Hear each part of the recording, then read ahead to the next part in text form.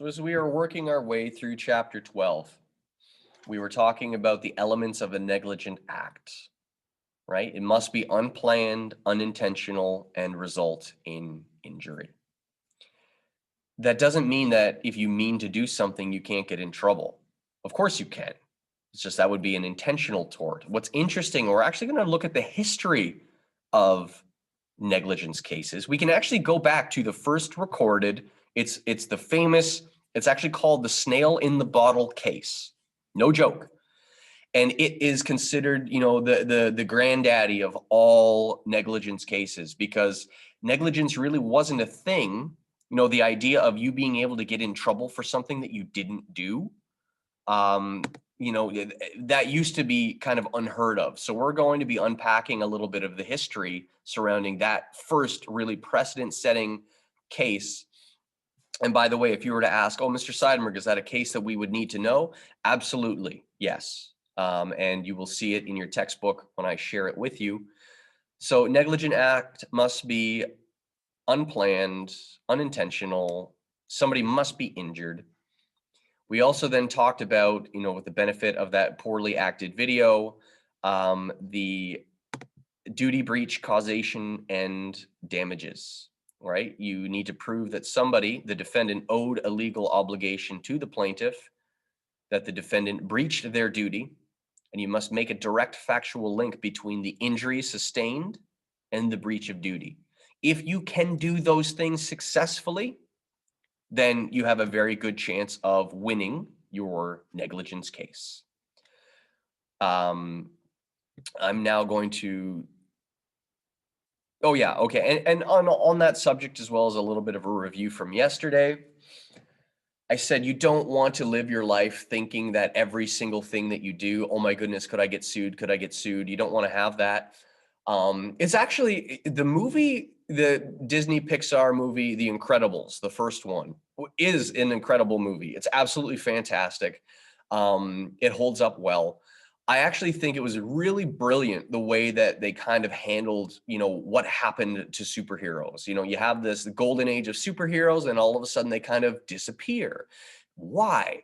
Well, it was because of lawsuits and liability. And what's really kind of funny is if you go back and watch it, especially if you have Disney Plus, it kind of starts off where Mr. Incredible sees someone who is jumping off of a building, and Mr. Incredible saves this person and then winds up getting sued because the person was trying to commit suicide and did not want to be saved, and Mr. Incredible saved him. And then it started this, kind of ridiculous lawsuit, for, the fact that, well, you saved me and I didn't want to be saved. And now, and again, it was kind of lampooning, the American civil litigation system. But that's definitely something I think about when I look at, cases and negligence, and the idea of, you doing something that you weren't supposed to do, or not doing something that you were supposed to do. You had a legal obligation and you didn't fulfill it.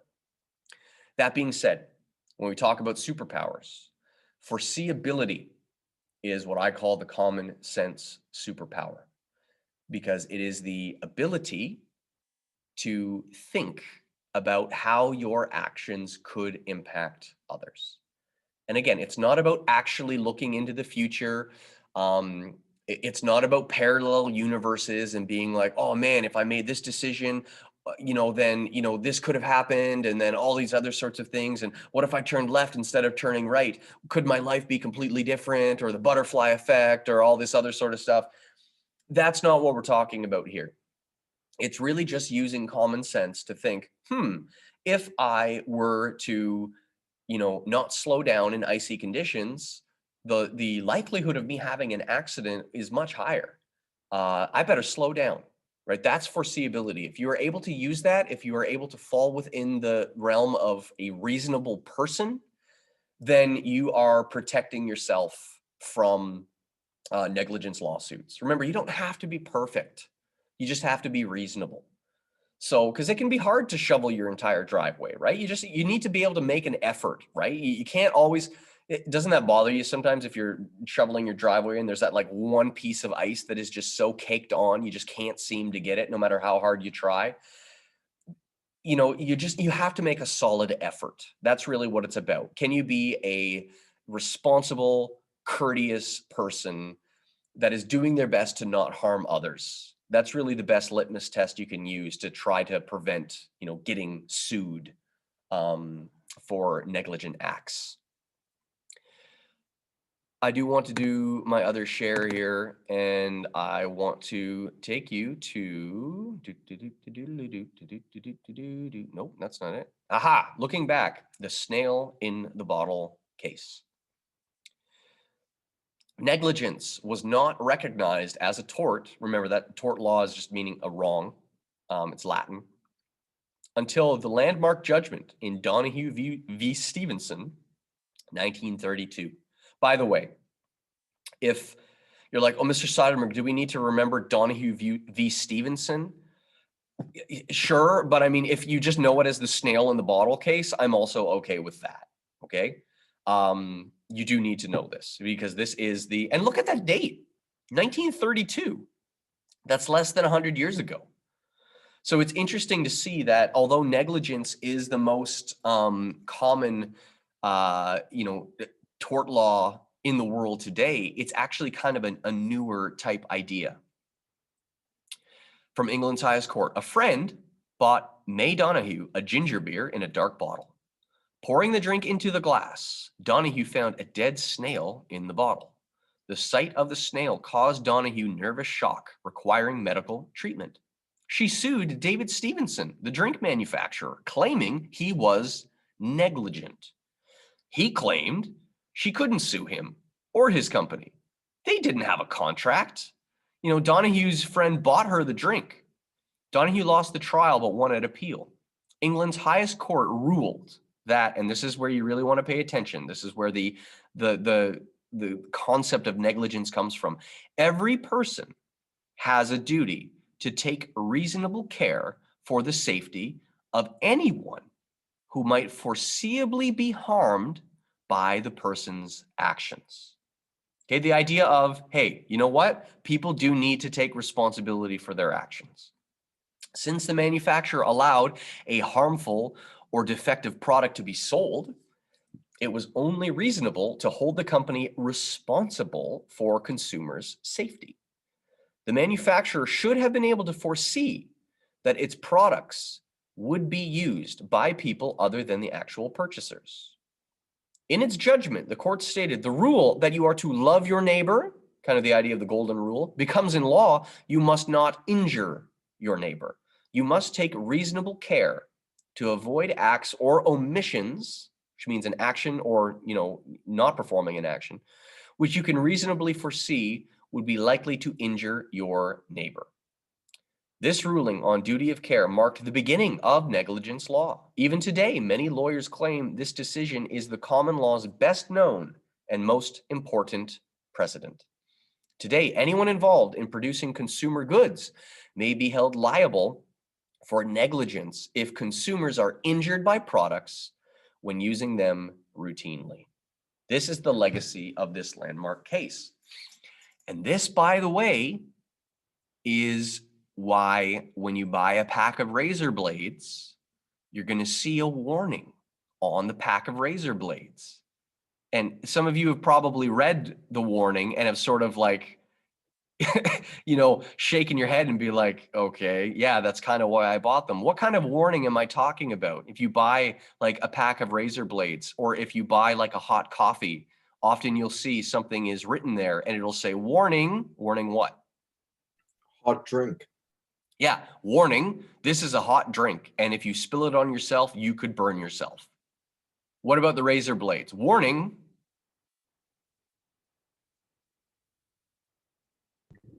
Maybe something like, this is a sharp object, you can cut yourself. Yeah, exactly. And it's one of those things where you see it and you're like, I know, that's why I'm buying it. And we kind of roll our eyes and say, well, that's so stupid. I know that they're sharp. They're razor blades, for crying out loud.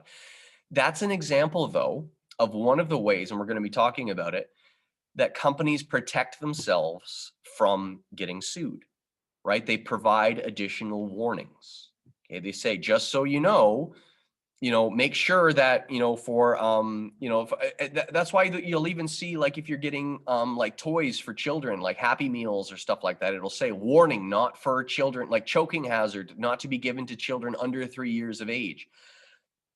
It doesn't mean that it's illegal for you to then give it to a child, so to speak, but it is saying that, like, if you're doing that, you're kind of taking your own risks. We warned you. And so, yeah, that idea of disclaimers are part of the legacy of the snail in the bottle case. But Mr. Steinberg, Yep, go isn't ahead. it, like, at what point is it like obvious? It's like really, like, I did not know that, razor blades were sharp, or I did not know that this was a hot drink. Like, it's like, at what point do you like take responsibility and not even deem it common sense, but like basic human knowledge? Well, I mean, it's sort of in one of the answers to your question, there's the old saying, I don't actually know if it was Einstein or not, but said something like there's two, sure things, is, the universe and human stupidity. And I'm not sure about the universe. If there's a will, there's a way. And it's interesting. I've heard several comedians who have talked about like warning signs. That there's a story there, right? There was one comedian who was talking about, like, on the fan belt in a car, there's a warning on it that says, warning, do not touch while this is in operation. And you're like, is that really something you needed to print? Like, were there people out there who actually thought it was a good idea to try to like touch the spinning fan while it?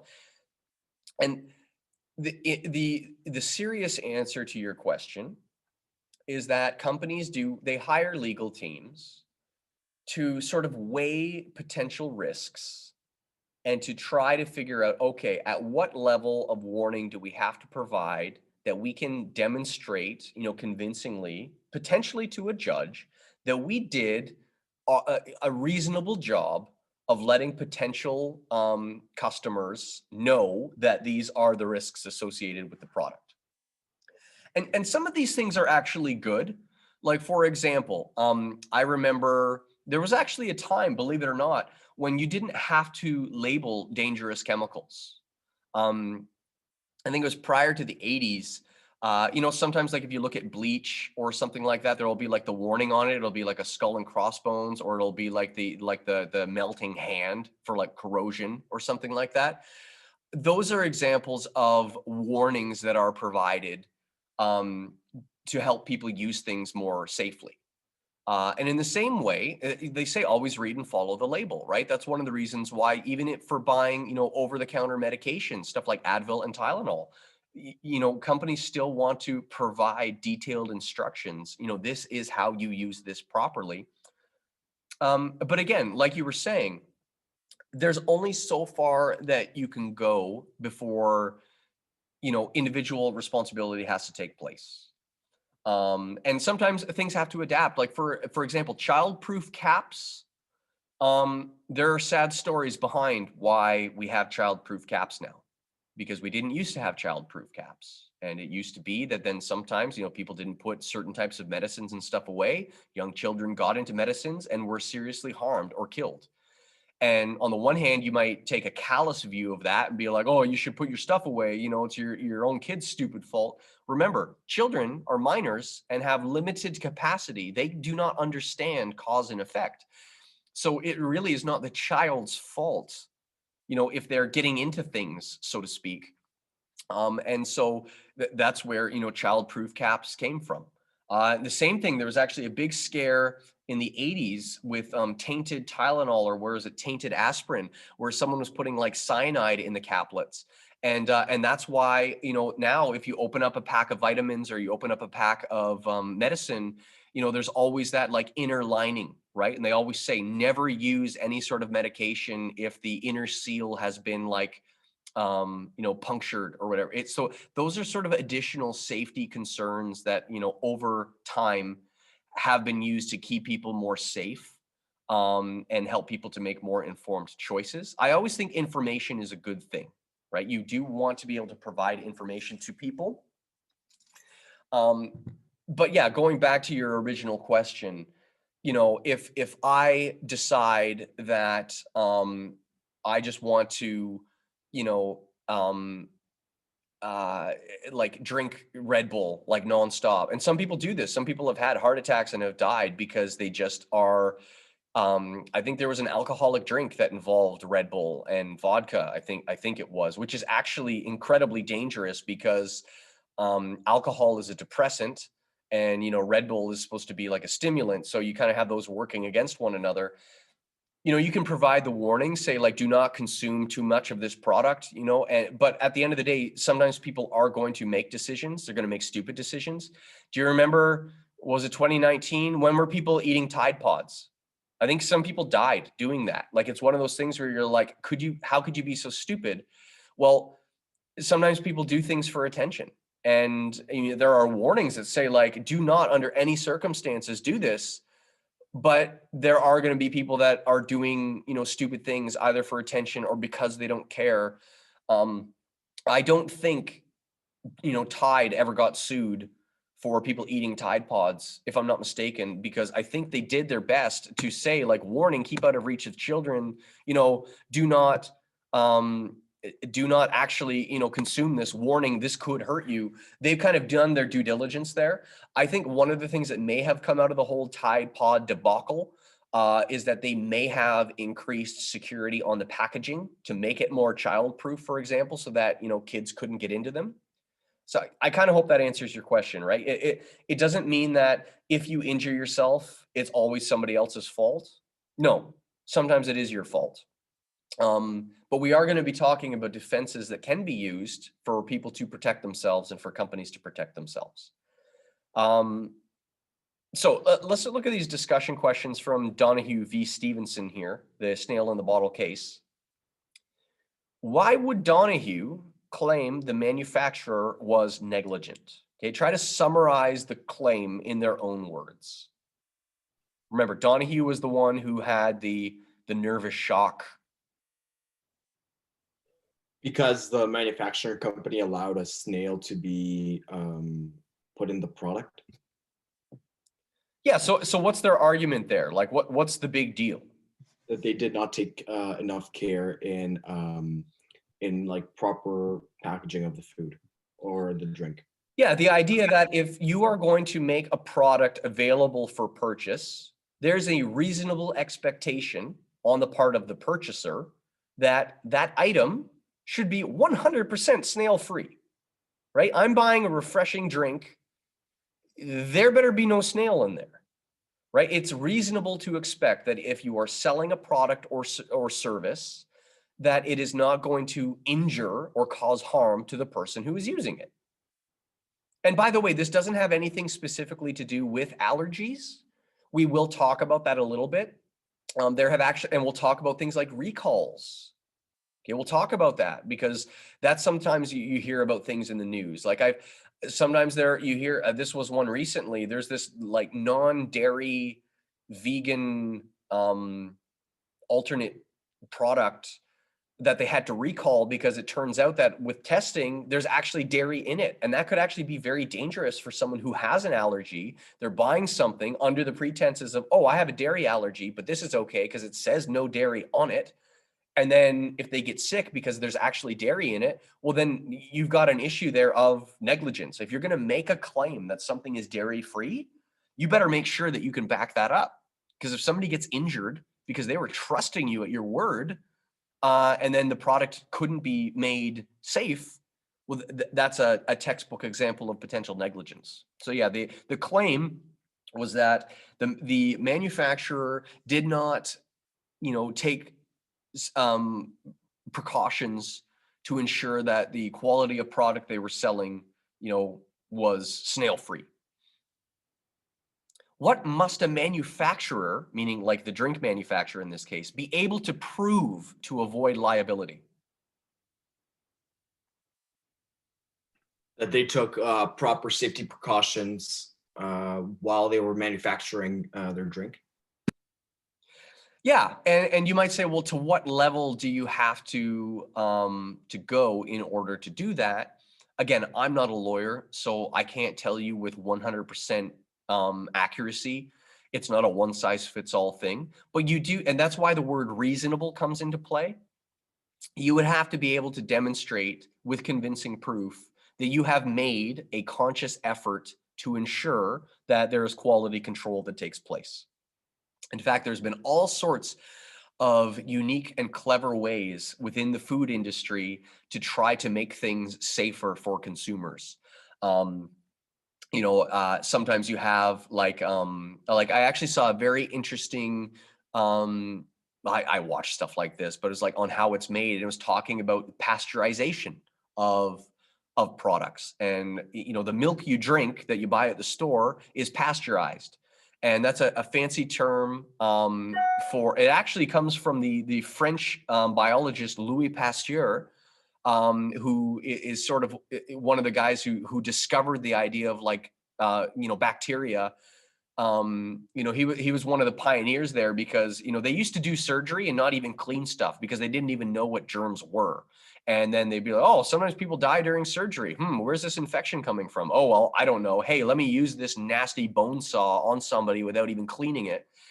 So, Louis Pasteur was one of the first scientists to really discover the hidden world of germs and microbes. And pasteurization is actually a process that's used to remove a lot of damaging contaminants from products to keep them fresher longer, and so you don't get sick. Yeah, so that's why, for example, like the milk that you buy in the store, it can be fresh for quite a long time. Whereas if you went to a farm and had like raw milk, like right from the cow, that would not last nearly as long, because of the naturally occurring microbes and whatnot. Sorry, I'm not trying to gross anybody out here, but yeah, you have to take reasonable precautions to ensure that you are making things safe for people. Um, let's skip question 3. I think we get that. Number 4, explain the meaning of the quotation from the judgment. Okay, so this goes back to, and again, I'm kind of highlighting it, the rule that you are to love your neighbor becomes in law, you must not injure your neighbor.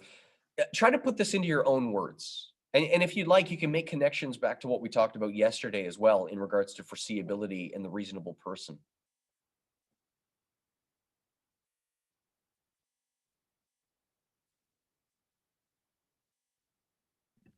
Well, you have a duty of care to treat everyone with respect, and if you're making something, you have to take the right precautions, and you have to see into the future if you're doing something that's wrong, to not do it, and see that there could be implications if you do that thing, and yeah, just treat everyone the same. Yeah, and it's not trying to raise the bar to say that, accidents are never going to happen. But I think you explained it well when you said that you do have the obligation to think. Really, that's what it's all about. Just think, how could your actions negatively impact others? People always love to talk about, oh, it's my life, I can do what I want for me, and even actually going into, like COVID restrictions and masking and whatnot. I get so tired, hearing about people talking about like, well, my rights of me not having to wear a mask and all that sort of stuff. And you have to remember, it's not always about you as the individual. The mask is not there so that you don't get sick. The mask is designed to be there to help reduce potential spread to others. So it's the idea of how might your actions impact others. Like we do have rights, and again, don't get me wrong. I'm not a I'm not a huge fan of government overreach in regards to civil liberties. I have my own personal views on some of the announcements that came out in regards to lockdowns and around Christmas and all that sort of thing, and sort of like, well, again, you can have arguments in regards to whether or not you think it's government overreach, but what you do have to understand is that if you're trying to protect yourself from a potential lawsuit, think about how your potential actions could impact others. If you're trying to be careful and considerate and to put others ahead of yourself, you're going to go a long way to ensuring that you're not going to wind up on the negative end of a lawsuit. Now, here we go. Burden of proof. And Burden of proof is also, I mean, we kind of talked about it in civil law before, the issue of balance of probabilities. What you have to understand here, why is the burden of proof in a negligence case on the plaintiff? In a negligence case, why is the burden of proof on the plaintiff?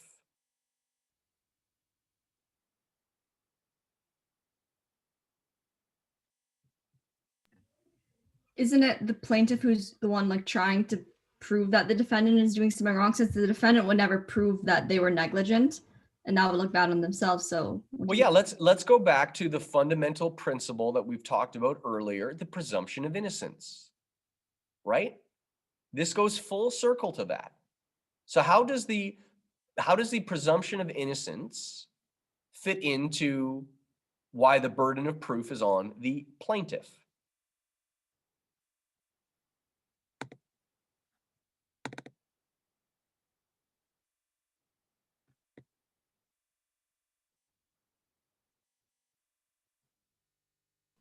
Isn't it because the defense doesn't need to prove themselves guilty? Because that's what the presumption of innocence is. Well, other way around. Yeah, you don't need to prove your innocence, right? If you're going to be like, Kiara, let's just use you as an example. Let's say you're suing me for something, right? Like, let's say you're trying to sue me for negligence.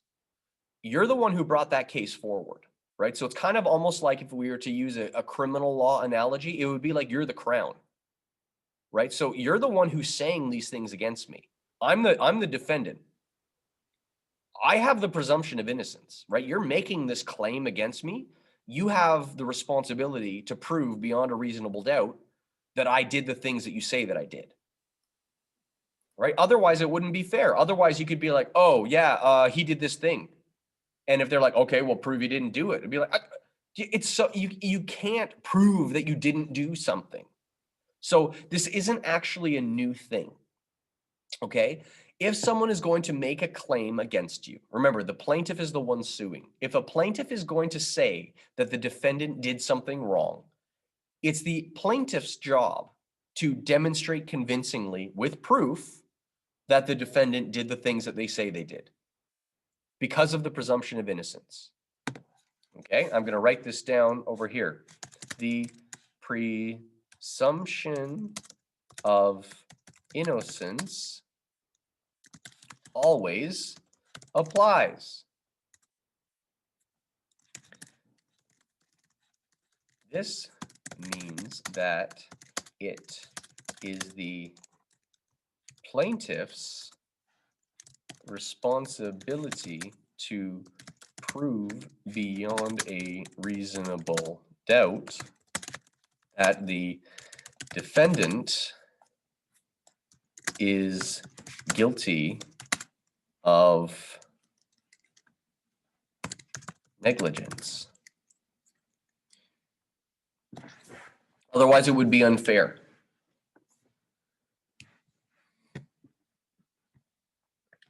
Okay, let me look back in this packet. So we've done this. We defined duty of care. We talked about the reasonable person. We've talked about, again, reviewing the burden of proof and why that still applies. We've talked about causation, and that's really, I can almost delete this in the sense that it's later on over here. I'm just going to copy and paste this kind of back up over here. Contributory negligence. Aha, this is what now we're getting into the next section. Now we're starting to look at how you defend yourself from a potential negligence lawsuit. 12.4 defenses for negligence. Let's again, we have the freedom to do this. Let's take 10 minutes right now. I'm going to pause the recording as they come back. So we have talked about the characteristics of a negligent act. We have talked about proving a negligence case. Now we're going to switch gears a little bit, and we're going to look at things from the point of view of a defendant. Okay, remember, the defendant is the person being sued. I want to be clear here. Just because you're the defendant does not mean that you are guilty.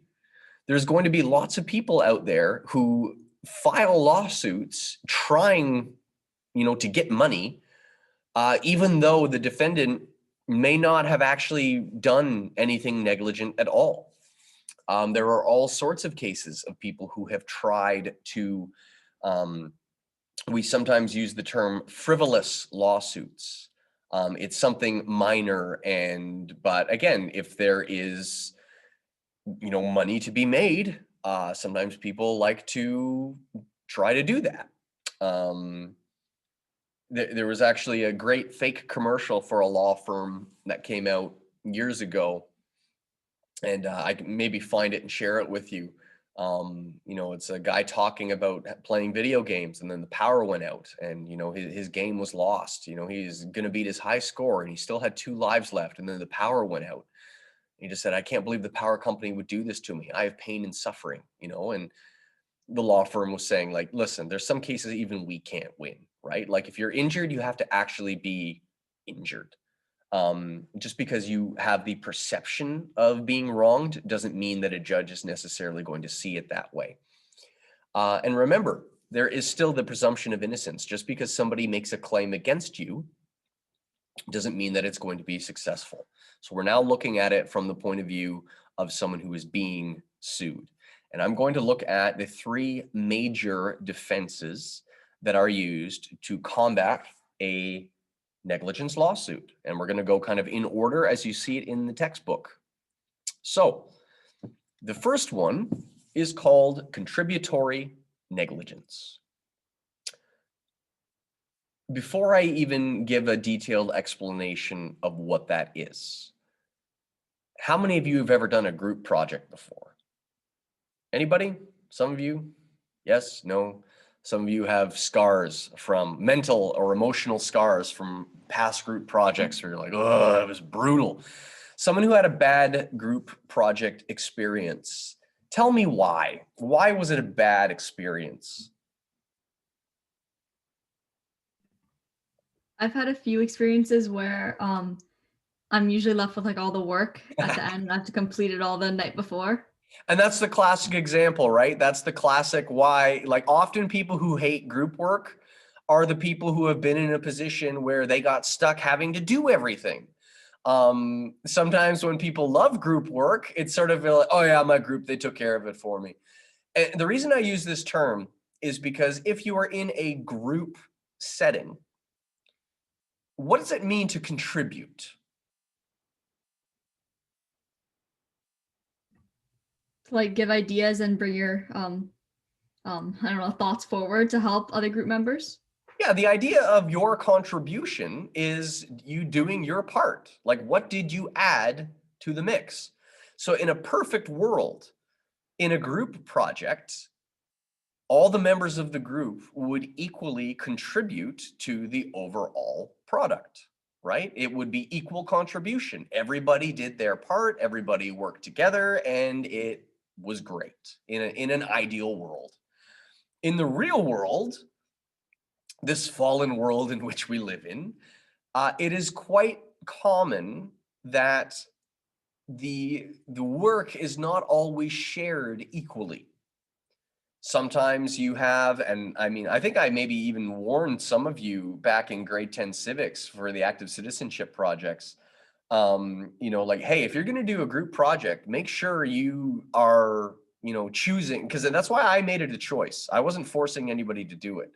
Because I said, if you're going to work together with someone, you want to make sure you're with somebody that's going to pull their weight, so to speak.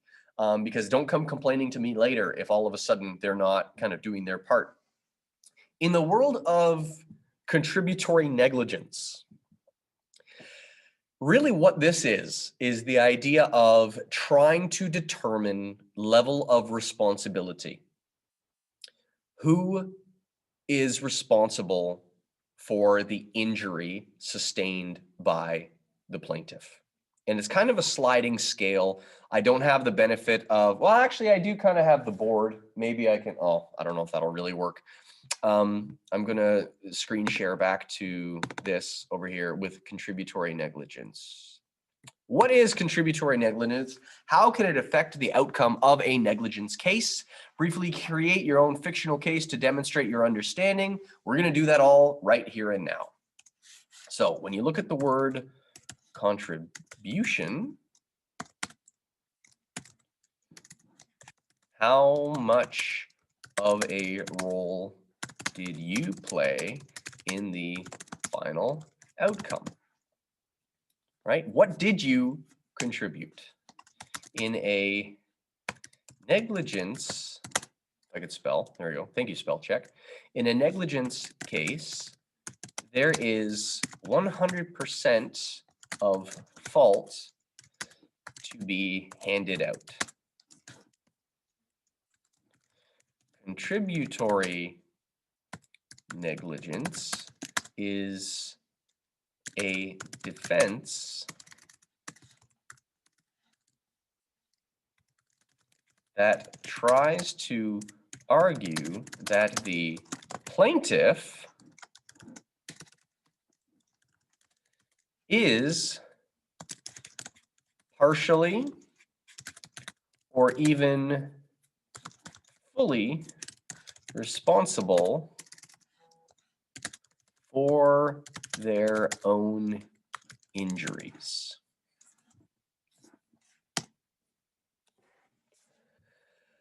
So remember when we talked about the reasonable person, right? You know, the reasonable person is not perfect. Sometimes you may be willing to admit a certain level of responsibility, but you're not willing to admit full responsibility. Because you say, you know what, I will admit I should have been paying better attention, but at the same time, this is not just all on me. Okay, I'm willing to admit some degree of fault, but I would also like to enter in as evidence the fact that the plaintiff, the person suing me, they also did a lot to, you know, why they wound up getting injured. And so really it's about trying to determine, you know, how do we divvy up this 100% of fault? Is it 50-50? Is it, you know, 60-40? And that is actually going to determine somewhat of the monetary outcome regarding damages. So an example that we could have right here. The defendant was driving the vehicle that struck the plaintiff, but the plaintiff was wearing earbuds and jaywalked out into the street. This is sort of a classic example of how contributory negligence may come into place. You may know that you are partially responsible for what has happened, but at the same time, you're trying to say, listen, don't pin this all on me. The person who got hurt, they actually were partially responsible for what happened here. So yeah, I admit that maybe I should have slowed down and that I hit them with my car, but let's not forget the fact that they were also not paying attention and just were jaywalking and they weren't supposed to be. So there's dividing up the responsibility here. And I'm gonna share the screen back to over here and actually look at the example that's given in the textbook. For example, a motor vehicle accident results in damages. Now, again, this is, by the way, not talking about small claims court, because we know small claims court has financial limitations, you know, upwards of $25,000, and that's the max in small claims court. For example, a motor vehicle accident results in damages of $80,000. Okay, like that's the monetary compensation. The court finds the defendant 75% at fault for driving well above the speed limit. The plaintiff, however, is found 25% at fault for driving through the intersection on an amber light and not wearing a seatbelt. As a result of the finding of contributory negligence, the plaintiff will receive $60,000 from the defendant. The plaintiff is liable for the remaining 20,000 and will not receive it. The damages calculated are those that the judge and or jury, although in our case, if we're talking about small claims court, there is no jury, believe are required to fully compensate the injured person for loss suffered. In other words, contributory negligence does cost the victim. Contributory negligence is often used as a defense in accidents when the plaintiff is not wearing a seatbelt or other related things. Now, this is where sometimes if you're like, oh gosh, now there's math involved. It's not as complicated as you think, okay? Let's use some nice round numbers here. And let's use some smaller numbers. Let's say the damages are $10,000. $10,000 in damages.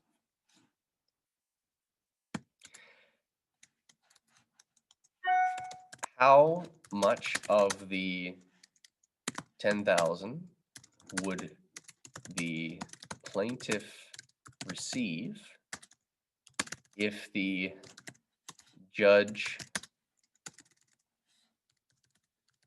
determined that they were 25% responsible for their own injuries? You can use a calculator if you like. Again, we're looking at percentages and we're looking at rounded numbers. So in the end, the amount that the plaintiff was suing for was $10,000. And the judge rules that, okay, the plaintiff is actually 25% responsible for their own injuries. So how much of that 10,000 that they were suing for would they be eligible to collect from the defendant? 2,500. Sorry? $7,500. And again, just so you can see it, I'm gonna say the exact same question and just change the percentage a little bit. How much of the 10K would the plaintiff receive if the judge determined that they were Can't see the 50% responsible for their own injuries? Mr. Schneiderberg, we can't see the Word document. Oh, whoops. There we go.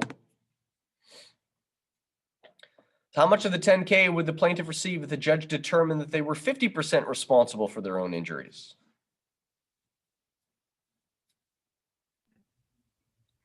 $5,000. Yeah, right? It's cut in half at this point. They were suing for $10,000. The judge says, well, that's a reasonable amount of money, but I also feel like you were 50% responsible for your own injury.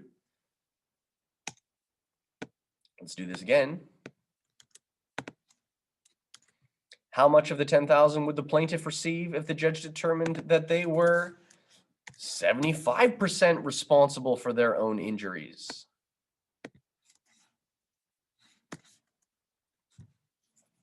$2,500.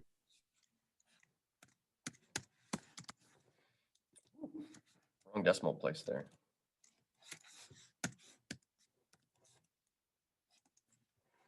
So you see kind of this sliding scale, right? There's 100% fault in total.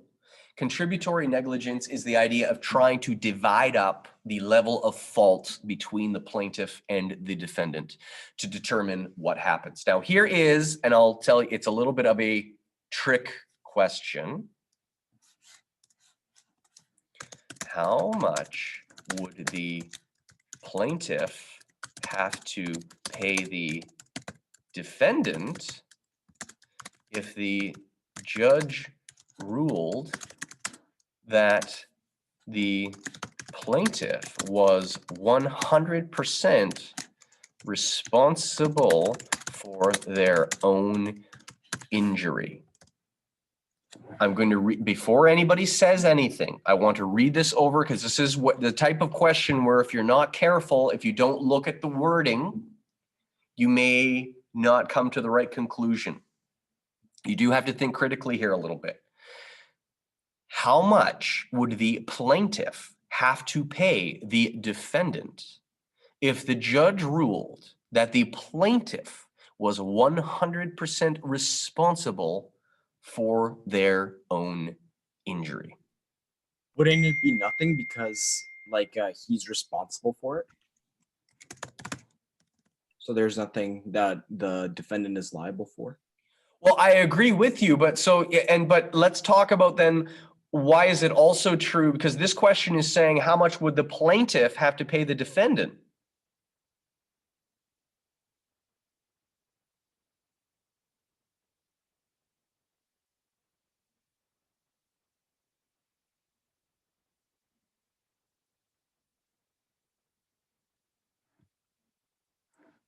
I'll make this two separate questions.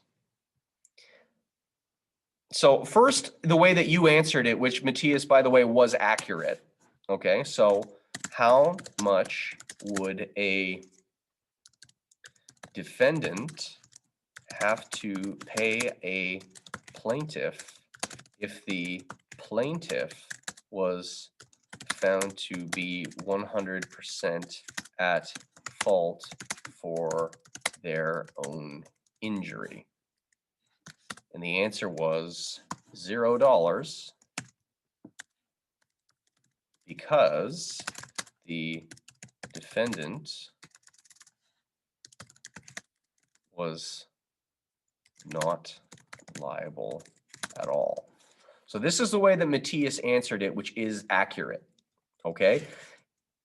And this is just sort of following it, this is the logical progression of my sliding scale here. If the plaintiff is 25% responsible, well, then they could still recoup 75% of the damages. If they were 50%, it's cut in half.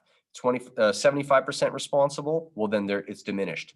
In the end, if a plaintiff is found to be 100% responsible for their own injuries, that's another way of saying this isn't even negligence, right? The defendant was not liable at all.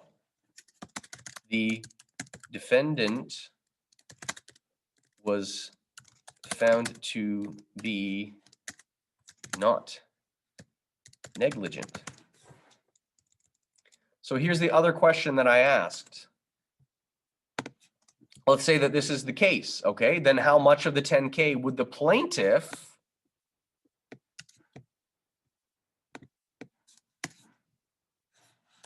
have to pay the defendant if the plaintiff was found to be 100% responsible for their own injuries? Wouldn't that mean that the defendant would have to countersue? And then And you're bringing up a very good point, and I'm glad that you did, because the short answer to this is nothing, because the plaintiff was the one who was suing. The only way that the defendant would receive any money from a plaintiff is if they were able to successfully counter sue. So you didn't fall for my trick, which is good. My hat is off to you, metaphorically speaking.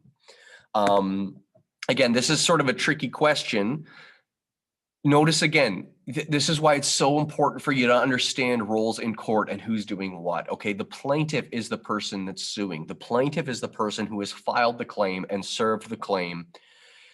The only way that a defendant would ever receive money from a plaintiff would be if the defendant went through the process of countersuing, because they thought, well, this is a waste of time, or maybe this is, hey, you know what? This is defamation. This is slander. This is, you're pulling my good name through the mud, trying to make these claims that I did these things that I didn't. You know what? I'll see you in court and I'll countersue you. So that is a very real thing, but it's just very important to make sure that you understand the terms and who does what. Does anybody have any questions about this contributory negligence thing?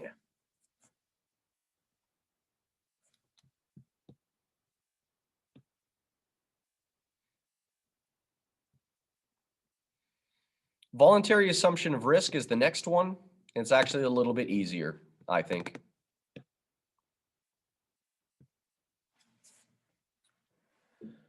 How many of you have ever gone, treetop trekking or skydiving or paintballing or some scuba diving maybe is another good one, something along those lines? What did they make you do before you took part in that activity? Sign a waiver. Yes. And that is basically what voluntary assumption of risk is. Let's break down the word. Voluntary, meaning I'm signing up for it. Assumption, like meaning I'm taking it on, and risk, meaning you understand that there is some degree of risk associated with the activity. For the defense of voluntary assumption of risk to succeed, the defendant must prove that the plaintiff clearly knew the risk of his or her actions and made the choice to assume that risk. So yeah, with the example of, I'll just use something near and dear to my heart, chicken wings. Sometimes if you go to various wing locales, they will have all sorts of different flavors. Sometimes they will have flavors that are very, very spicy. And they will say, we will serve this to you, but before we do, you actually have to sign. Oh, hold on, I gotta sneeze. Woo! And now that's been recorded forever. You may have to sign a document that says, I understand the risks associated with consuming these spicy wings. I understand that there could be, discomfort. I understand that it could give me, indigestion. But I know the risks and I am willing to accept them. That is basically what voluntary assumption of risk is. So if I were to ask you a question about voluntary assumption of risk on an upcoming unit test on Monday, let's say, which I definitely will, if I were to ask you, how does voluntary assumption of risk work in regards to protecting businesses from getting sued, feel free to use the chicken wing example, right? If you were a restaurant owner and you wanted to protect yourself from getting sued, you could make the customer sign a waiver that says, I understand the risks involved and I still want to go ahead with it. This is one of the ways that we can still partake in more kind of extreme type sports where there are some sorts of risks associated with it. So yeah, things like, people want to go paintballing, people want to go parasailing or skydiving or bungee jumping. In order to allow those things to happen, businesses can provide waivers to protect themselves. And sometimes, by the way, you may not necessarily sign a waiver, but if you look at the back of the ticket here, on this, and if you actually keep old tickets from like concerts or, going to like a theme park or something like that from where you've traveled, if you flip it over, you may actually see, conditions of acceptance or terms and conditions. Often we just sort of ignore them or say, yes, just click yes to accept them. But that's what voluntary assumption of risk is all about. It's you basically saying, I understand the risks associated with it. If I get injured, then I'm not going to sue you. So it is a thing. It's very, very effective. At the same time, it doesn't completely remove any and all responsibility from the business owner. Okay, let's take skydiving as an example, right? If you are signing a waiver to go skydiving, you realize that there are some inherent risks associated with that particular activity, but you are also, understanding the fact that, the people who are going to be taking you up in a plane are certified and know what they're doing, and that the plane is in good working order, and that the pilot is not drunk, and that they're taking you to the right altitude. And so voluntary assumption of risk isn't like a get out of jail free card, so to speak, for businesses to just sort of be able to do whatever they want, right? There are still, like if I want to open a restaurant, and I don't like the idea of having, like, oh, health code violations and all that sort of stuff. Oh, that seems kind of frustrating. Hey, you know what? Maybe I'll just make a sign on the door that says enter at own risk. I don't, have, I'm not up to code. I don't have inspections, if you want to eat the food, you can, but eat at your own risk, whatever. I don't want to deal with the paperwork.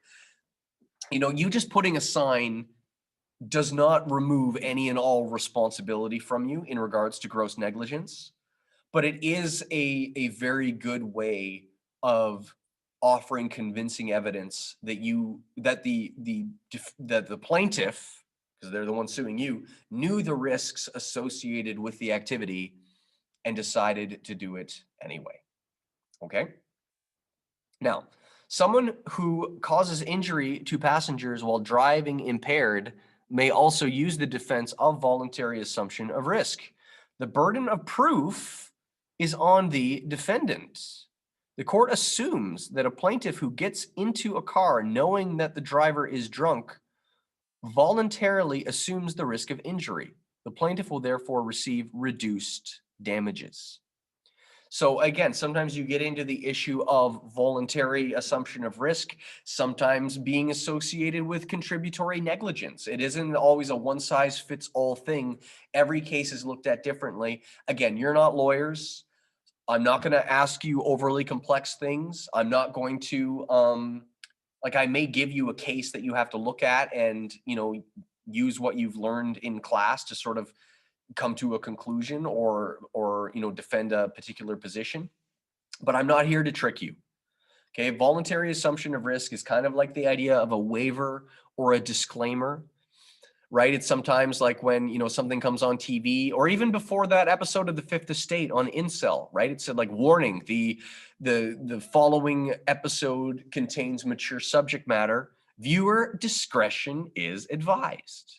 That's kind of an example of voluntary assumption of risk. You're warning them. You're saying, just so you know, there could be some stuff here. So enter at your own risk, so to speak. Does anybody have any questions on voluntary assumption of risk?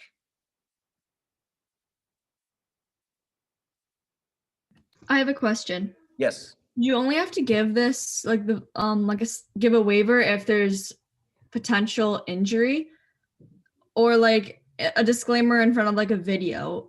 They're not physically injured if you like watch a video with mature content, but they still have those. So like, what's the connection? Is there like mental injury or? Well, no, and that's a very good point actually, because going back to the idea of general damages, not all pain is physical. Right? There is such a thing as mental distress, right? And if we even go back to even the snail in the bottle case, the nervous shock, I'm not even sure if that was completely a physiological thing. Like, I'm not sure if the nervous shock was, meant that they actually, were physically sick, or if it was more of they were so grossed out that they had like a visceral reaction to it. And it sort of, so in answer to your question, it doesn't always have to be physical harm.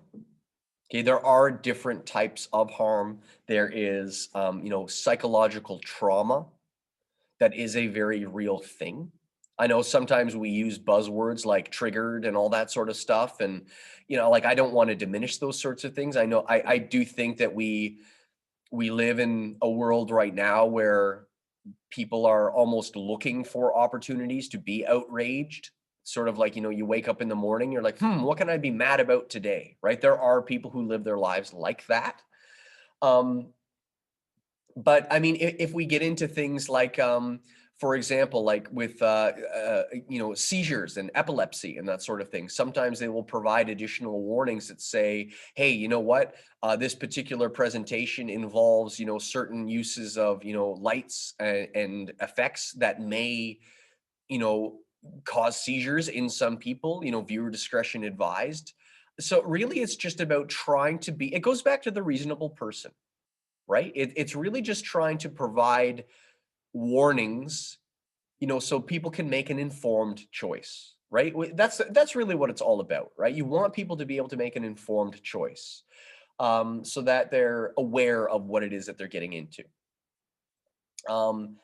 And it kind of goes back to like, for example, if you look at stuff like Netflix, And, if you have parents that are complaining, and being like, oh, like, hey, my kid was, watching this show and there's like a million F words in it and there's tons of nudity and there's tons of, well, then it becomes a matter of like, well, then why are you letting them watch that? Right? That's not necessarily Netflix's fault. It's a streaming service and there are things that are available. You can set up, parental guidelines and everything. Netflix is not liable because you don't know how to set up parental filters or something along those lines, right? So there are, going back to the question that was asked before, there is a certain level of individual responsibility. And yeah, sometimes like I've been in situations where I've shaken my head. I've been in an EB Games where there's been like a 7-year-old kid who wants to buy, like, at the time it was like Black Ops 2 or something like that. And the person who worked there is even saying to like the mom or dad, hey, just so you know, like that rated M for mature means that this game has like swearing and other sorts of content and brutal violence. It's not designed for kids. And sometimes the parents, I've been there, and the parent has been like, yeah, well, all their friends are playing it, so what can I do? I mean, I have to keep my mouth shut because I'm like, well, you could not buy it for them. Like, that's a thing. You don't actually have to. Yeah, but then my kid might not like me. Oh, boo-hoo. Anyway, that's a whole other conversation for another day. Any other questions on voluntary assumption of risk?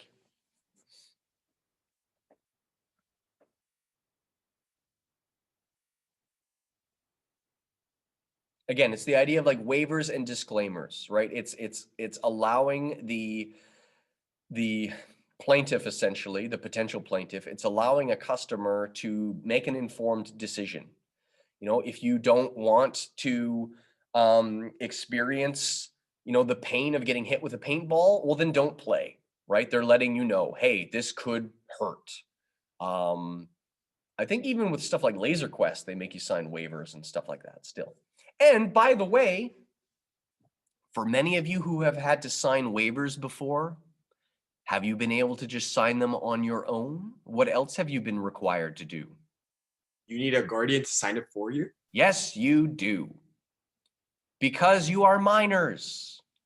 And minors have additional protection under the law. And as you're sort of fast forward to contract law, which we're really not doing this year, as a minor, you cannot enter into a binding contract. So if you are going to do something like paintball or, water skiing or something, that you may have to then get signatures from an adult in order to say, yes, I'm okay with this. And again, you might say, well, couldn't you forge a signature? Couldn't you? Yeah, those sorts of things can happen. But this is the way that the company protects themselves from a potential lawsuit, right? They can't control whether or not you are going to be a dishonest person and try to like forge a signature. They just want to make sure that they are doing their due diligence to make sure that they have all the paperwork in place before they move ahead with something. And I think that's also true with things like tattoos, right? I think generally speaking, you cannot get, are there people under the age of 18 who have a tattoo? Possibly, but I think the only way that that's been able to happen is if they were able to, get parental consent, or if they forged identification, right? And again, then if they did that, it's not necessarily the fault of the establishment, if the person was using fraudulent identification. So there you go, voluntary assumption of risk. Next is inevitable accident. And the best way for me to summarize this is there's no way that you could reasonably have seen it coming. Injury or loss may result from a situation that is unavoidable, no matter what precautions the reasonable person would have taken under the circumstances. And they give a classic example. If lightning strikes Hannah's moving car, causing her to lose control and collide with oncoming traffic, Hannah would not likely be held liable since she could not reasonably foresee such an occurrence and could not prevent it. It is a true inevitable accident. Now, I want to go back to criminal law, though. You getting drunk and behind the wheel of a car, that is not an inevitable accident. Okay, you put yourself in that position. So you can't get liquored up and then make the argument that, oh, well, there's nothing that could have been avoided because I was not in control of my mental state at the time. And so you put yourself in that position. But inevitable accident, remember, the reasonable person is not perfect. And sometimes accidents do happen, right? You may have tried to slow down because of the conditions of the road, but maybe you did hit black ice and you spun out, and there's really nothing reasonably foreseeable that you could have done differently. We don't want people to be punished for things that they really could not have foreseen and could not help. So there you go. That's 12.4. That was a lot to take in. So we're going to do kind of what we did before. We're going to take, I think we'll take another 10 minutes. Why not? And so it's 1:26. So at 1:36, we'll come back and we'll wrap things up. I have good news for you. Yes, we're going to do 12.5, but we actually get to skip 12.6 and 12.7, which then brings us to 12.8, which actually doesn't take all that long. So I know the chapter seems very long, but we are actually well within the ability to finish as planned. And yeah, so like I said, it's 1:27 now. Let's take 10 minutes. I'll see you at 1:37. I'm going to pause the recording again. Okay, it's 1:37. Oh, 1:38. So I'm going to get right back to it. There is some important vocabulary. Again, it's not always about memorization, because for this particular unit test, it will be open book, open note. That's not a problem. But it is important that you can distinguish between, individual parties. And when I say parties, I'm referring to people that may be involved when you're looking at a lawsuit or a potential type of negligence. And these particular terms are especially relevant considering the school and the fact that you are minors. Okay, so we're going to be looking at three different things, major things here: occupier's liability, something called social host liability, and also something kind of connected to that, the idea of vicarious liability. Again, it sounds very technical, but if you unpack it, you realize that it connects kind of back to the idea of being reasonable and common sense. So I'm going to start with occupier's liability. And the easiest way to think about this is King's. Occupier's liability concerns responsibility toward people who enter a property. An occupier is any person who has control and physical possession of a property and who owes a duty of care to make the property safe for people. The occupier, as a reasonable person, should foresee that some harm could come to persons entering the property. Occupiers are responsible for keeping their sidewalks and steps reasonably free of snow and ice. Store owners are responsible for keeping their floors reasonably dry and free of obstructions that could cause customers to slip and fall. Clear glass panels and doors should be clearly identified. To establish the standard of care and the occupier's liability, the common law established three classes of persons who could enter another's property: invitees, licensees, and trespassers, which this next bit of info could surprise you a little bit, but we'll unpack it. Okay, King's is an occupier. Now you might say, well, then who does that mean? Mr. DeBoer? Well, no, not technically, because King's is an incorporated establishment, and it has a board of directors, and it's a private school. But just because you're a private school doesn't mean that you are like owned by a specific person. Now, there are some businesses that operate like that. In fact, there are some private schools out there that are known as schools for profit. They literally have like a person who founded the school. They started it, they own it, and if the school does well, can make profit on it and can do quite well for themselves. in the case with Kings, it isn't one specific person, right? Even though Mr. DeBoer is the principal, he is not liable, so to speak. There are, that's why, again, there are things like board of directors and people that are responsible to make sure that the school is operating effectively and safely. And the school owes all of you, and in fact, all of the staff as well, a duty of care, right? To make sure that the school is reasonably taken care of. And we actually do a very good job at King's in making sure that the facilities are in good working order. But it's stuff like making sure, for example, that walkways are, salted to make sure that ice and snow is cleared from walkways. It is making sure that, wet floor signs are out if, areas are being mopped. It is making sure that if there's any sort of hazards or disrepair, like let's say that there's a light switch that it needs to be replaced, that it is dealt with effectively, and that we make the environment safe for people who are going to be using the facilities. We do it very well. It isn't just out of the goodness of our hearts, it's also to make sure that we protect ourselves from potential lawsuits, right? It doesn't mean that nobody ever gets hurt. Some of you maybe have been hurt before in, like, a gym class or something like that. Things happen, right? And this is kind of where the idea of voluntary assumption of risk comes from, right? If you're playing track and field, what? I'll be okay.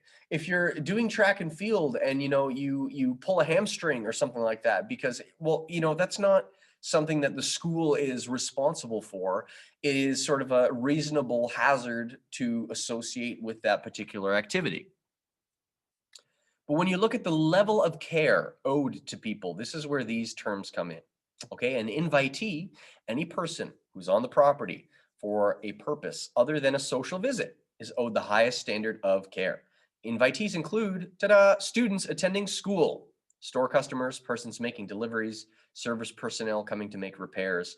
This high standard of care is placed on invitees in the belief that an occupier and an invitee will likely do business, so that each may obtain some material benefit from their meeting. So, King's is an occupier, you are an invitee. Okay, you're owed the highest standard of care. Now, that doesn't mean that, well, okay, if I'm owed a high standard of care, well, what if I feel stressed because I have 3 classes and I have, multiple projects? And so doesn't the school owe me, the fact that I don't like to feel stressed and therefore have to make a cut? That is not what this is talking about in regards to liability, right? This is looking at making it safe and secure for people.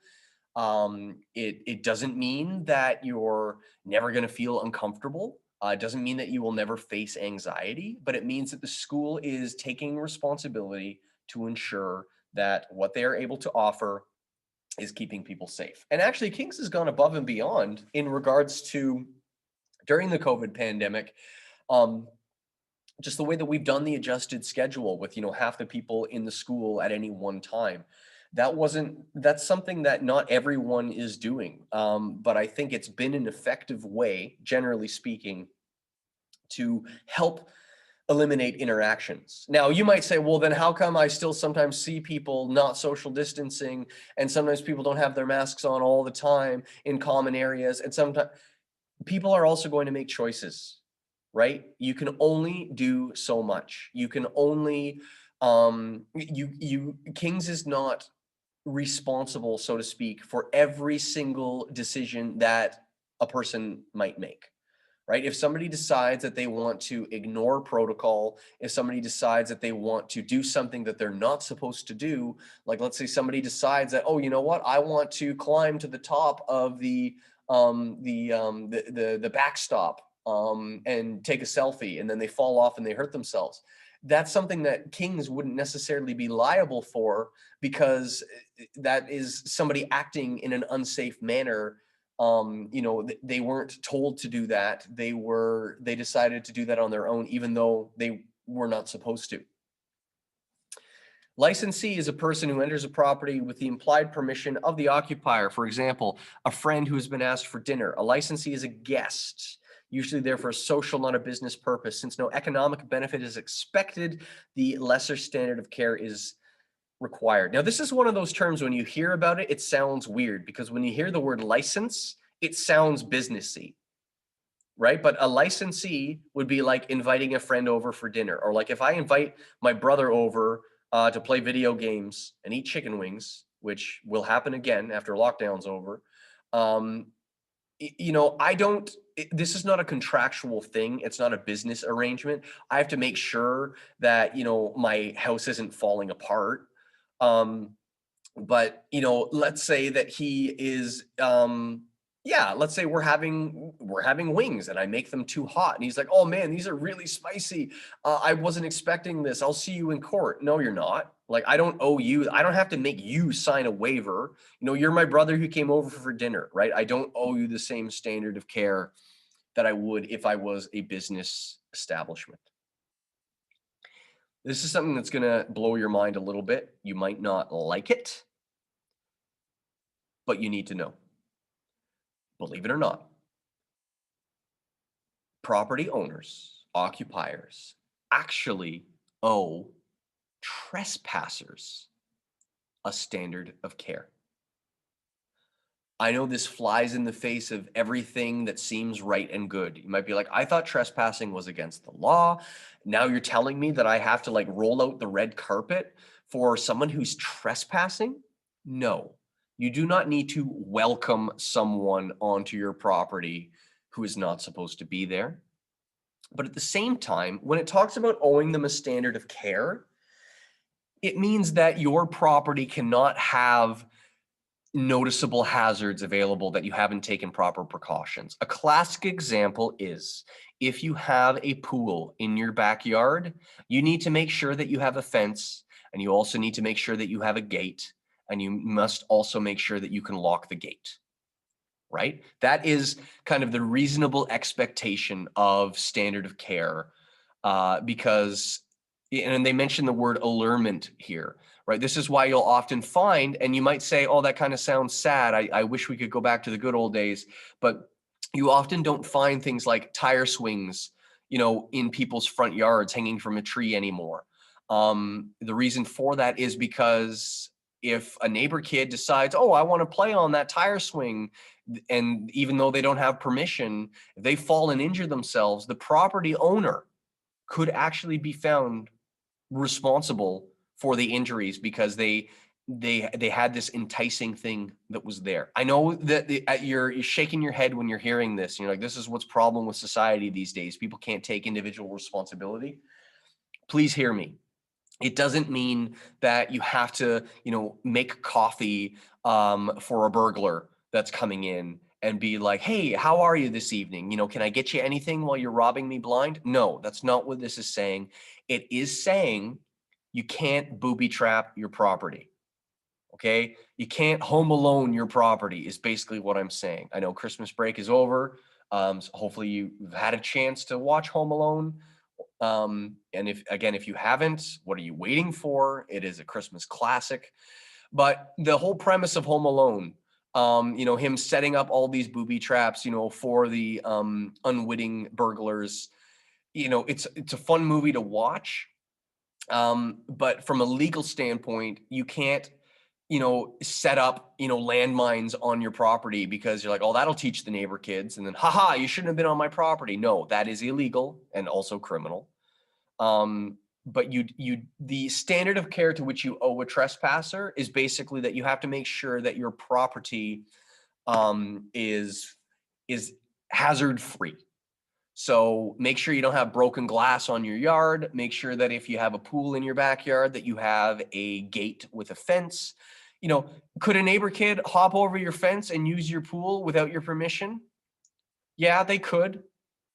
But if somebody drowns in your pool and they hopped the fence, you're not going to be held liable there, right? You did what you were supposed to do. You had the fence in place, you had it locked. If they decided that they wanted to hop the fence and, you know, trespass and then they drown in the pool, that's not something that's going to be on your conscience or your responsibility because you did what the reasonable person should do and made your property hazard free. So you can't booby trap your property to keep trespassers out. Now, I know you might say, well, Mr. Seidenberg, what about like, I mean, you may have family in other parts of the world where you're like, what about like compounds where people have fences with like broken glass bottles like built into the fence to stop people from hopping over? Not all countries have the same laws. Okay, not all countries have the same systems in place. In some countries, that becomes a sad reality of if, you know, law enforcement and calling the police is not, you know, going to get them there in time. Sometimes people do have to take additional steps to provide, you know, protection to property. It's a sad reality, but just because you saw it on TV or just because it's legal in other places doesn't mean you can do it on your own property. I actually thought once of making an electric fence in my backyard to stop raccoons from ripping up my freshly laid sod. I didn't do it. So before you get mad and say like, how could you? I didn't. I was thinking about it. Because I was laying down this sod, and every day I would wake up and the raccoons had like pulled up the sod, maybe looking for grubs or something, and it was going to be killing my lawn. So I thought, what can I do? Maybe if I made like an electric fence out of chicken wire and car batteries. I didn't do it. The reason I didn't do it is because of legal and liability reasons, right? I don't think I'm allowed to do it, for one. And also, if anybody were to then, you know, touch the fence and injure themselves, I could be held liable. So I didn't do it. Yes. So there you go. And any questions on what we've just discussed in regards to invitees, licensees, trespassers, or occupiers? Hopefully a lot of this is common sense, right? If you're a business owner, you got to make sure that things are safe for people. Kings is an occupier, you are invitees.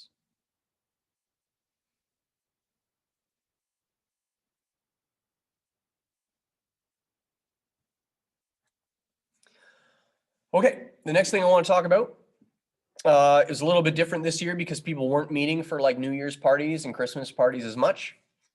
I want to talk about the concept of social host liability. This is something that's important to know about, especially as you get older. And it really has to do with especially alcohol. Although now that marijuana is legal in Canada, it also could involve, you know, other, restricted but not prohibited controlled substances. Back in the day, which I mean is I shouldn't even say that because I hate that term because it's not specific. But if you go back into, you know, the 1950s, the 1960s, the 1970s, things like drinking and driving were at epidemic levels. It didn't have the social stigma that it does nowadays. In fact, if you go back to the 1960s and 1970s, not only did you have drinking and driving, sometimes you would have drinking while driving. You would have people that were literally like having a beer while they're driving somewhere. And the good news is that the message is getting out. Don't drink and drive. You know, that's going down. But what used to sometimes happen was that people would have a party and they would invite people over and they would want to be a good host. So they would want to have all sorts of beverages available, all sorts of alcoholic beverages. Maybe they would want to, you know, show off the bar that they had built in the basement and all sorts of stuff. And what would sometimes happen is that at these parties, people would drink too much.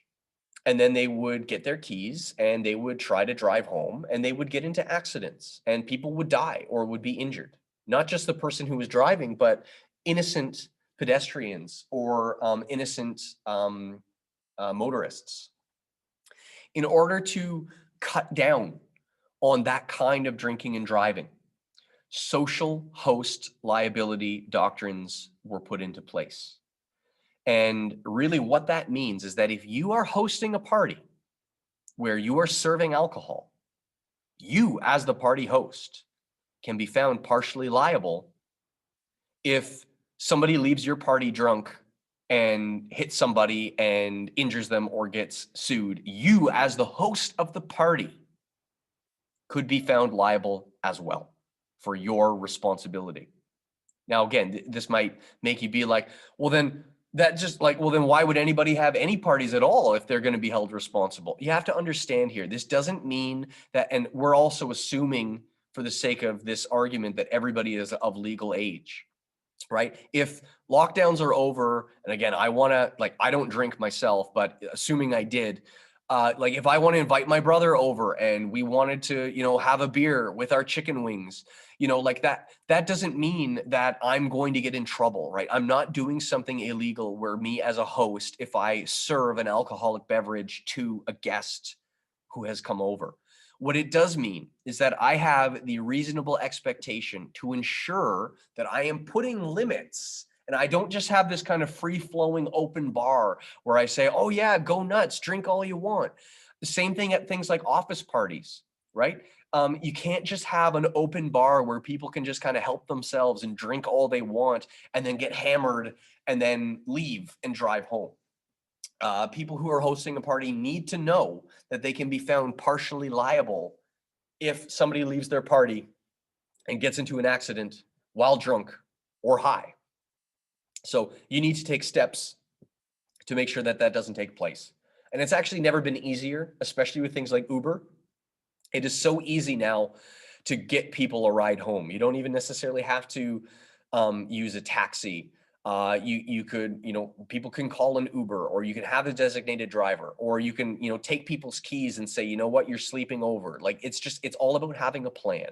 Really, that's what it's all about. I'm going to say something, and I think I've said it before. You may find yourself in a position in your life where you are at a party where there are drugs and alcohol. You may be in a position where you have gotten a ride there from someone, and your ride has made some bad decisions. Your ride has decided that they wanted to drink too much, or they wanted to get high. And now you feel like you're in a position where, what do? How do you get home? They're your ride. I speak for your parents when I say, do not get in the car with that person. Call your parents, call an Uber, do something. Sure, they might be upset about the situation, but it is infinitely better than them getting a call from the police to say that, their son or daughter was killed in a car accident because the person driving the car was drunk. Do not get in the car. It's not worth it. Have a plan. Be a good friend. Have that hard conversation. Sometimes I think as Canadians, we feel like, well, people make their own choices. Who am I to say? If you know someone has been drinking and you don't say anything when they're trying to get ready to leave and drive home, if you're like, I don't think you're ready for that. Oh, I know my alcohol. Don't tell me what to do. If you're like, oh, okay, well, fine. Who am I to? Then you are not showing love and care to that person. Because if they're in a diminished state, have the guts to stand up and be like, no, you're not driving home. I know you might be, but that's so awkward. And it doesn't matter. It doesn't matter. You could be saving someone's life, not just their life, but a potential person. Imagine, seriously, I know this sounds like stuff that your parents might say, but seriously, imagine, you having a family member getting killed by a drunk driver. And if that were to happen, to think, if only somebody had to stop that person, that could be you, right? You could be the one to stop that person. You are in the right if you are stopping someone from driving while intoxicated. Okay, you are in the legal right there. If they're like, don't tell me what to do, you can't take my keys, and you know what? Call their bluff, right? Because I guarantee you the cops are on your side. The law is on your side. If you are stopping someone from operating a motor vehicle while they are intoxicated, you are in the right. That's social host liability. Kind of connected to it a little bit is the idea of vicarious liability, also known as third-party liability.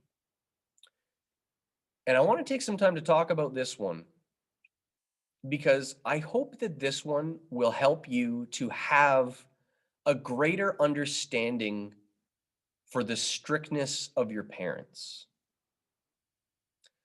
You don't have any money.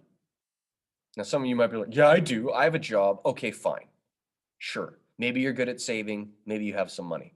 but you don't really have wealth, so to speak, at this stage of your life. And that's to be expected, right? You are minors, you are not out in the workforce. It's your parents and guardians. They're the ones who take care of you. You are dependents. They are the ones that have money. You don't. If you, as a minor, get into trouble and hurt somebody, they're not suing you. They're suing your parents. You might say, how is that fair? How is that fair? It doesn't make any sense. Because like I was the one who did it. Why are you going after my parents? Well, because if we look at, the way that it works with minors and with guardians, victims deserve the right to compensation. And sometimes you hear stories about like a 15-year-old like stealing the family car and going out and then like, getting into an accident and somebody being hurt. They're not suing that 15-year-old. They're suing the parents. You might say, well, that doesn't seem really fair. Well, too bad. That's the way it is. And you need to know that.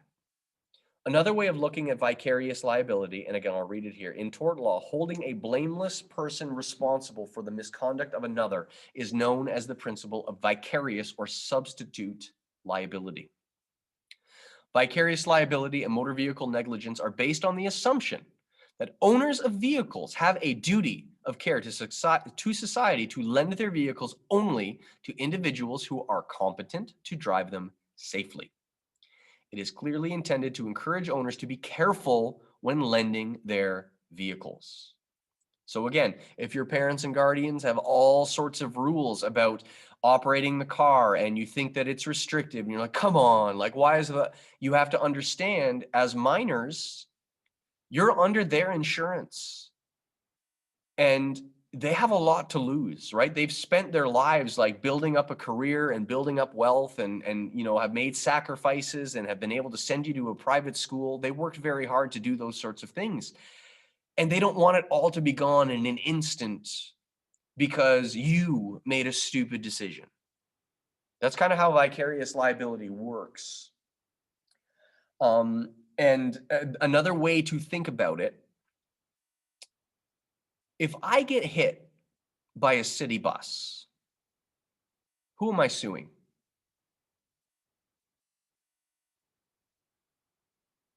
Say that again. If I get hit by a city bus, who am I suing? The city? Yeah, why not the bus driver? Wasn't he the one who hit me? But he works for the city. Yeah, and this is again one of those things where it might seem kind of unfair, so to speak, but companies and I mean, including corporations like cities and everything's have a certain responsibility to the public to ensure that the people that they employ are operating things in a professional manner. Companies have deeper pockets than individual employees. So yeah, if you are hit by a city bus, it may be the driver's fault, but you're not going to sue the individual driver, based on their salary and what they have. You are going to be suing the city. You are going to go to them because they have deeper pockets and they have vicarious liability to ensure that the people in their employ are doing their jobs effectively. The same thing would actually be true in regards to like kings, for example. Like if you came, back into school and, I pulled out a hammer and, smashed somebody's hand with it, you might be like, oh, are we going to sue Mr. Seidenberg? Well, no, you probably wouldn't sue me directly. You would probably sue Kings. You might be like, well, Kings didn't do anything about it. Well, no, but an employee of that organization, did something unprofessional that caused harm or injury, during school hours and stuff like that. So that doesn't mean, like, for example, if it's the summer and I hit you with my car, you're not suing Kings then, right? Because it's a completely separate scenario. But so you have to understand when we look at vicarious liability, substitute liability, the best way for me to, and maybe I'll share my screen, this one again. Where are we? Vicarious liability.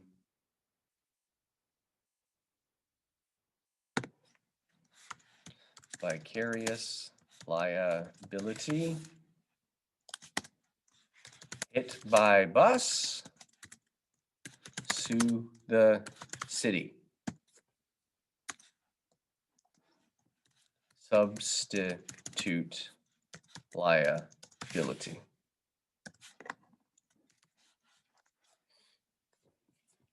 I got a good question here in the text. What if someone steals your car and gets into an accident? That is a good example of something where that was not something that the reasonable person could have foreseen. Now, where you may run into trouble is if you left your keys in the ignition. That's illegal, right? Sometimes, and I know we've all done it. Well, I've done it. Yeah, I don't do it anymore. But sometimes, like when you're getting your car ready in the morning, if it's a winter morning, you know, you turn on the car to let the car warm up. And sometimes I've then gone back into the house while, you know, that's a bad idea. You shouldn't do that. Now, if you have a remote starter, it's a little bit different because the car can't be, you know, put into gear without the keys in it. But if for example, you know, you're driving your car and, you know, you decide to, you know, just, you know, put it in park and it's still idling, and then you want to go into a store because it's cold, and then someone gets in your car and takes it while, and like, then you could actually be held partially responsible if they do something, because you basically gift wrapped the car to them. You said, hey, here you go. It doesn't make what they did right, but it does mean that you are partially responsible. If your car is parked and locked and somebody decides to steal it, you're not on the hook for that, right? There's nothing you could have done differently there. You know, if someone's criminal act of stealing your car, then you're off the hook in that regard. Then it's not your fault. So that's a good question. Let's put these two things together.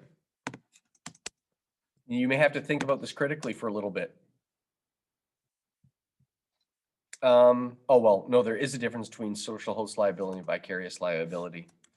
Can you think of a situation in which social host liability and vicarious liability would be present at the same time?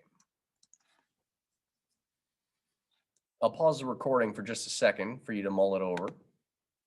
Resume the recording here. So again, the question was, can there be an overlap between vicarious liability and social host liability? And yeah, an example of that would be something related to like an underage house party, right? Where you have underage teens drinking or, you know, using controlled substances. If somebody leaves that party and gets behind the wheel of a car and injures somebody, the person who was injured wouldn't just be suing, you know, the person that hit them. Under social host liability doctrine, the host of the party could be held responsible. But if the host of the party is a 15-year-old kid, well, you're not going to sue them. You're going to sue their parents.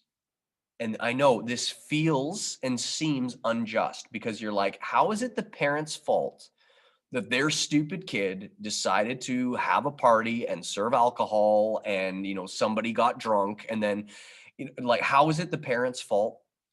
It is, though, in the eyes of the law, because they say parents and guardians have a reasonable expectation and responsibility to know what is happening in their homes. It doesn't mean that they can micromanage and control every decision that somebody makes. But again, this is why it's important to have conversations, you know, with your kids about safety and being smart and being responsible, and why you have to build trust, and why your parents may sometimes have rules that you think seem unjust. Like, oh, why do I have a stupid curfew? You know, why are my parents upset that I was like 2 minutes late? I'll tell you why they're upset, because they were testing you. They wanted to see if you could be faithful in the small things. Because if you can't be faithful in the small things, why should they give you responsibilities in the big things? If you want to drive a car and you can't even be home on time, why would your parents take the risk on themselves of opening them up to an incredible amount of liability if you can't prove yourself responsible in small things. So I don't say this to come down on you. I say this as an encouragement to be responsible and prove yourself worthy of trust. Because, you know, parents have every right to be concerned about liability that could occur because of these two principles, right? Social host liability and vicarious liability. So I know these are tricky things. Does anybody have any questions on them?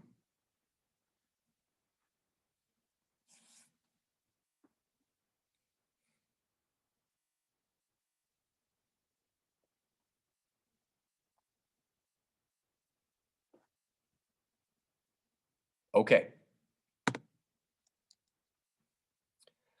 I think what we'll do to kind of end today, I'm not going to do all of the rest of chapter 12. I'm not going to talk about slander and libel and defamation today.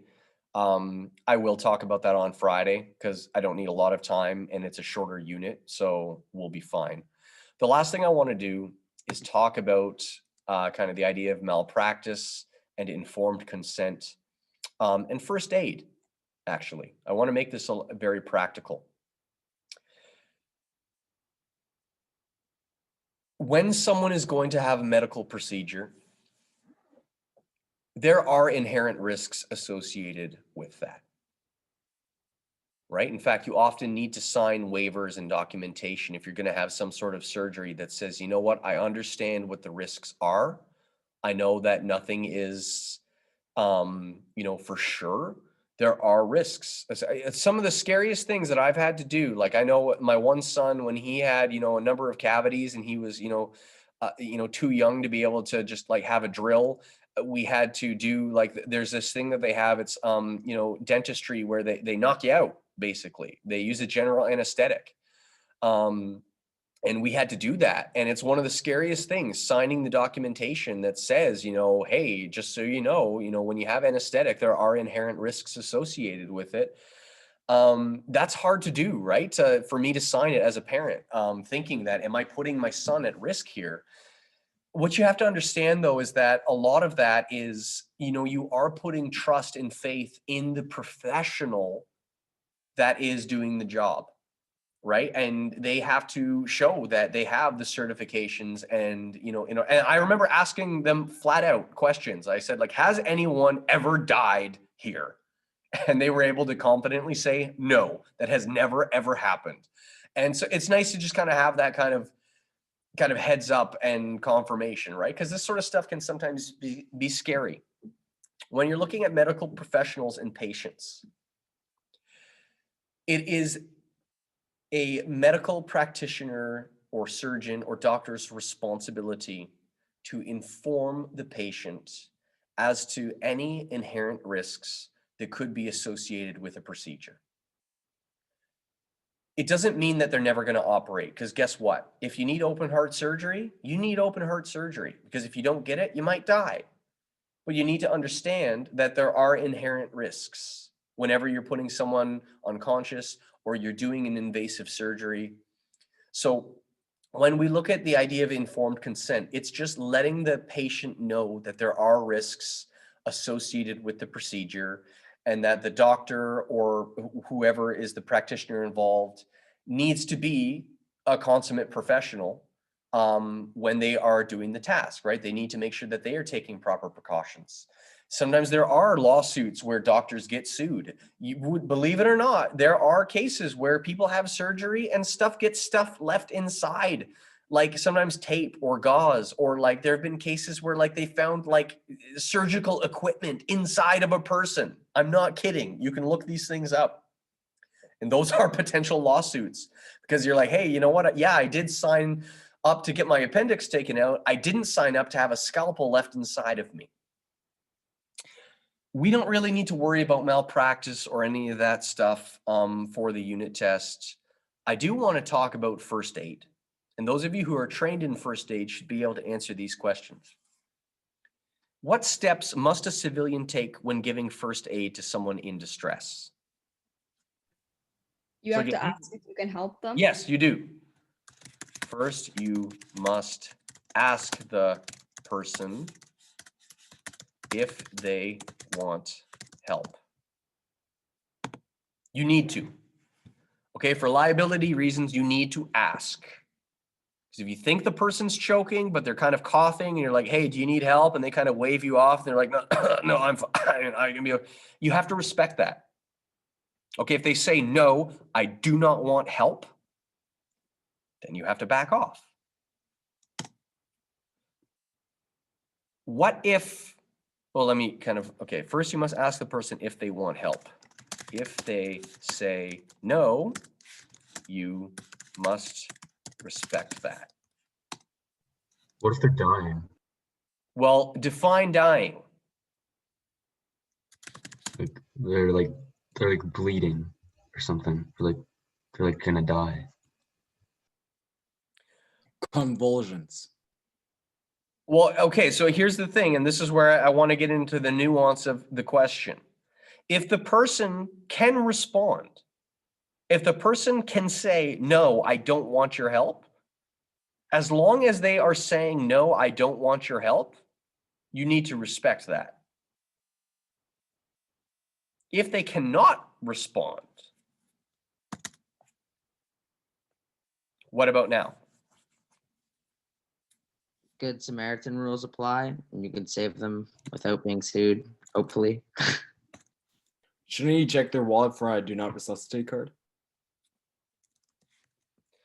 Again, if you're a medical, well, that's the thing too. If we look at do not resuscitate, that doesn't necessarily mean CPR. Usually that's in regards to things like a defibrillator machine or something. And again, even if you as a regular, the idea of do not resuscitate, I do understand what you're saying, but generally speaking, for the average person who is trained in first aid, you know, the vast majority of people are going to be people who would like to be saved. So the laws would still be on your side, right? If they're like, oh, how come you didn't check their wallet to see if they had a do not resuscitate card? It's going to be like, you know what? They passed out. I asked if they wanted help. They couldn't respond. They were unconscious. I had to act. The alternative was to just let them die. I wasn't going to let that happen. So the laws would protect you. So I know this sounds weird, but you actually have to ask an unconscious person if they want your help. Okay, you do. You have to ask. It sounds weird, but once they can no longer respond, Good Samaritan laws apply, meaning that you can administer competent, meaning you know what you're doing, first aid without the risk of being sued. Because sometimes if you're doing CPR, for a while, like CPR, you really have to push, right? You're doing chest compressions, and often people have ribs that break as a result of CPR. Again, it's about the training and level of training that you have. If you have no training in CPR, you shouldn't be doing anything. That what you can do is call for an ambulance and say, does anybody know first aid? That's the bare minimum that you can do. If you don't have any training, you shouldn't be trying to save somebody, because you could actually be making the situation worse if you don't know what it is that you're doing. But as a civilian, okay, again, we're talking about negligence. We're talking about, being sued and, all that sort of stuff. You need to know, and they teach you this in first aid training, which I recommend that everybody does. I need to get recertified. It's been a while since I did it. I should take a course again. You do need to first ask the person if they want help. If they say no, you must respect that. If they cannot respond, you are able to administer competent first aid without the risk of being sued. Now you know. Always remember to be aware of your surroundings to ensure that you do not become a victim yourself.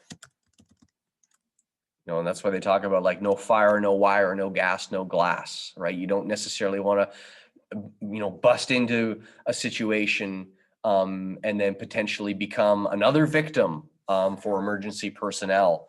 And so this is where the training and certification comes in, right? You want to make sure that you make smart decisions.